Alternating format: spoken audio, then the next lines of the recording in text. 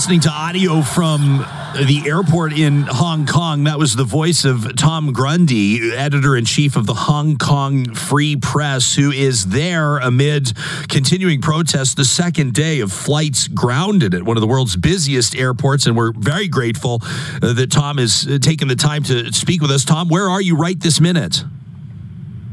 I'm actually sat among the protesters on the last train out of the airport. There's not exactly a mass exodus going on. There's still thousands probably clad in black still occupying the departures hall and the arrivals hall. This will probably spread into tomorrow. There was a bit of a police involvement, as you heard just there. I was unable to speak to you earlier as things were getting a little spicy, shall we put it, with some pepper spray deployed as the police appeared to stage some kind of rescue mission for what we understand was an undercover police officer or security officer, possibly from the mainland, who was surrounded for some hours by protesters. As the police came in to retrieve him, some clashes broke out, some pepper spray was deployed, and protesters were hurling some items at the police vehicles as they left. Tom, the last time you and I spoke, we ruminated about how and when these protests might escalate and what potentially worst case scenario could be. Would you perceive this to be that exact escalation we were speculating about? Well, I think from the few weeks ago when we last spoke, we've seen incremental escalations just about every weekend. The gloves are off now with the police. They are firing tear gas very often in multiple districts.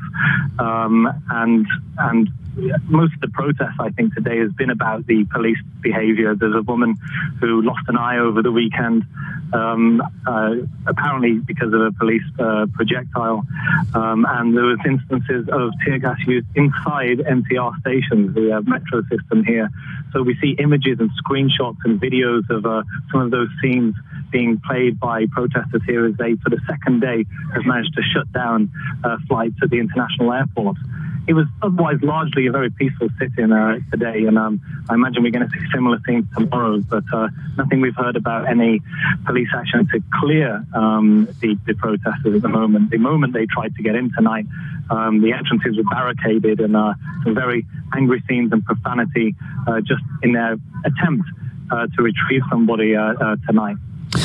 We referenced earlier the fact that the UN High Commissioner for Human Rights has been urging authorities to exercise restraint during the protests. They've also called for an investigation into the matter. Tom, our understanding is that the protests, obviously, as we spoke to you previously in June, that began in response to this proposed extradition bill, have now evolved into a more, you might call it a more demanding pro-democracy movement. How would you characterize what you're seeing on the ground, the evolution of the message? Well, certainly in the early days, this was all about that ill-fated extradition law, which the chief executive here, the leader, has said is effectively dead. It has not been completely withdrawn, so that's obviously the primary demand of the protesters. They're also seeking an independent investigation into police abuses, but certainly the demands have evolved and changed over the weeks, and most of the complaints that we hear at recent protests are simply about police behavior and seeking an explanation as to what many perceive as collaborations with local gangsters when they failed to respond to some attacks in a metro station a few weeks ago. So a lot of anger really towards the police, but we also see an escalation in the language from Beijing.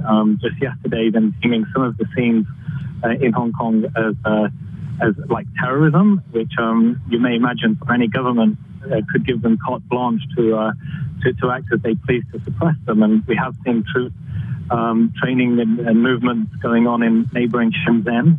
But I do feel that for as long as the police here are relatively united and the government backs them, and they perhaps in coming weeks break out other crowd control tools such as a water cannon, I don't think we're going to see any involvement from the Chinese military, because this, I think, would really spell the end of one country, two systems, and the agreement for autonomy that Hong Kong has. The Tiananmen incident in 1989, that massacre, was a real scar on this city's conscience, and the idea of having Chinese troops here would really spell the end, I guess, to the sort of Hong Kong's autonomy as we know it. We're talking to Tom Grundy, editor-in-chief of the Hong Kong Free Press at hongkongfp.com. That autonomy, especially sort of led me to I suppose, curiously wonder about the Hong Kong's chief executive, Carrie Lam, acknowledging that Hong Kong had reached a dangerous situation, that violence during protests would push it, quote, down a path of no return. What do you think that means, Tom? What's the chief executive saying there? Well, goodness knows what some of this coded language may mean, but I think the press conference she did this morning was mostly a repeat of what she's been saying for weeks now, simply condemning the protesters, not making any movement or concessions on any of their demands, and giving her full backing to the police, despite this real escalation in the use of force that we've seen over recent days.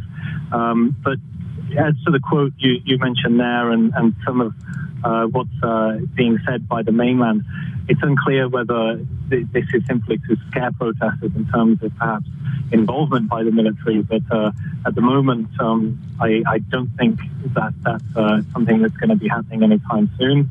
But certainly they have said, the authorities here, that there will be no negotiations for as long as there is violence.